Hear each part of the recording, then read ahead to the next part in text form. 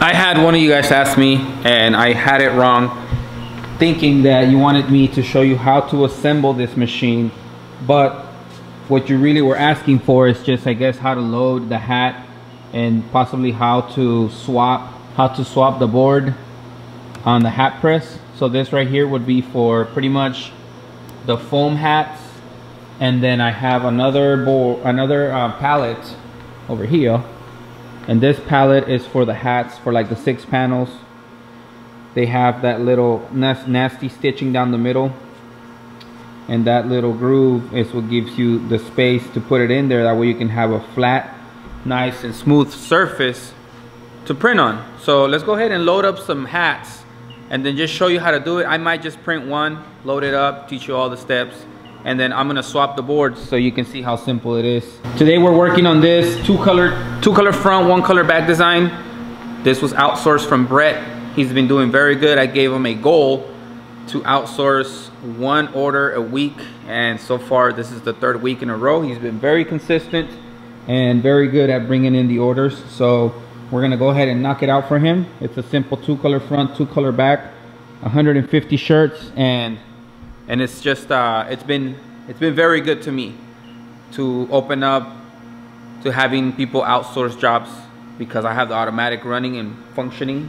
The only problem that we currently have with this one is that this head right here is giving me issues, and I'll show you. The head, it chops, it doesn't move forward. So my friend Robert is kind of helping me troubleshoot it, and hopefully we can resolve that problem soon, because I have a 7 color back, 300 pieces for like a landscaping company.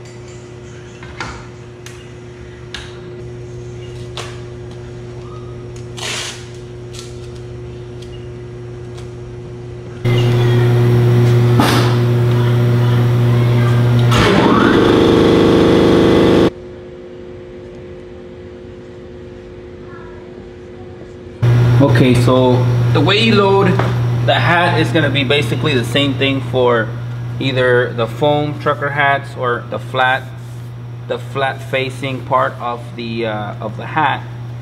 And all we're going to do is, this thing is spring loaded, so once you pull it up and it comes back down, it's going to create some pressure between the board and the spring. So all you have to do is load it in through the back like this, and then what you want to do is you want to remove just anything that's inside, like the paper that they put in there, just so that the hat doesn't bend or get ugly. So we're gonna load it up, and then we're gonna fold this little lip towards the outside, and then we're just gonna simply lock it in. So right now I usually like to leave it about close to like a finger away from the board, and I always burn my screen pretty close to the edge of the screen. That way when I print, it's not gonna be so high up on the hat. So let me go ahead and grab a squeegee, and then I'll go ahead and demonstrate printing this one. Then I'm gonna swap the pallet so you guys can see how simple it is. And we also have these screws right here to adjust the height just in case you need to. So you can always just unscrew these and the whole thing moves down or back up. The squeegee that I use it's like a leftover of like a 16-inch squeegee that I had for the manual, and I didn't need it that big, so I went ahead and I cut with the blade the size that I needed, and I just kind of slide it in there to make it work. You really don't need to screw it in unless you want to. And then you know, once you figure out the size of the squeegee for the prints that you're doing, it's just like printing anything else, but for this I like to always press down on the board so it doesn't move anywhere, and I just do like a normal print, like if you were printing a t-shirt. And I mean, to unload it, all you have to do is push away from the spring like that. Then I fold this inside, and that gives us our print. So pretty simple. I understand that you guys had that question, so I hope that this answered that question. If there is anything else that you guys want to know, please let me know, and I'll make sure to put it in there. So that was that for this one. And the hats, I like to cure them with the heat gun. I don't really have enough space to throw them through the dryer, or sometimes I use the flash. This flash works really well. Now let's go ahead and swap. Let's go ahead and swap the board and call it a day, so that you guys know how to tackle this one. So to change the board, all we're gonna do is use the 9/16 wrench to unscrew this one and to swap it into the other one.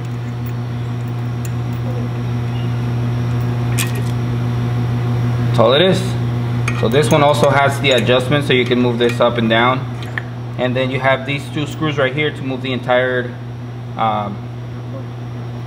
bracket down or up.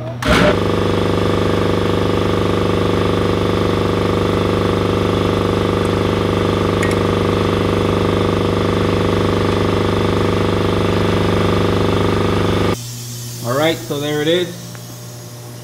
Very simple to swap out. A lot of times, see, I haven't even used this one because, to be honest with you, I don't think I ever will. And since they let me borrow this press, I might have to keep it until I give it back. You know, I might end up keeping the press because they haven't mentioned anything about it. I don't think they cared about it. They had it stored for years. But anyways, the reason why they have tape here is because that bump, it's so thick.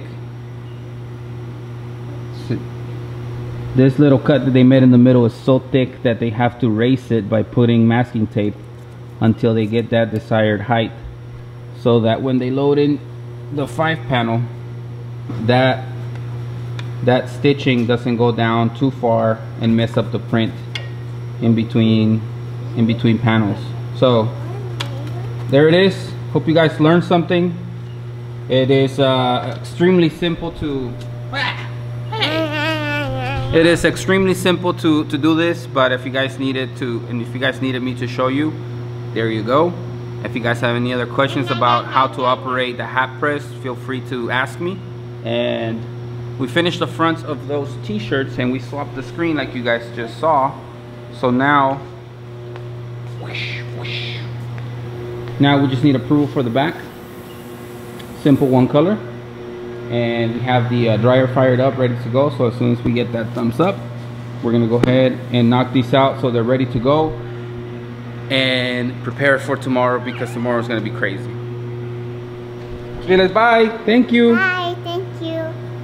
Bye YouTube. Thank you. Bye YouTube. Thank you. See you later. Later.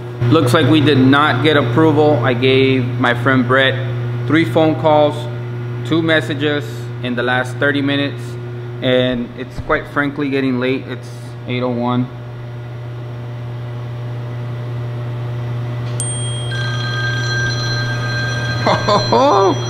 Speaking of Mr. Brett.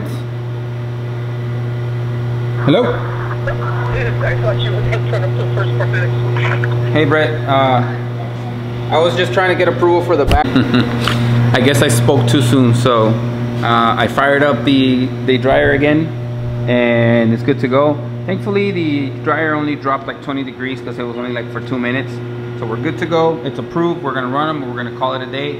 I hope you guys learned something today. I know that not everybody has questions about printing with the hat press or how to load on the hat press, but for those who need the help, it's going to be out there. And subscribe to the channel, you know, if you think it's helpful.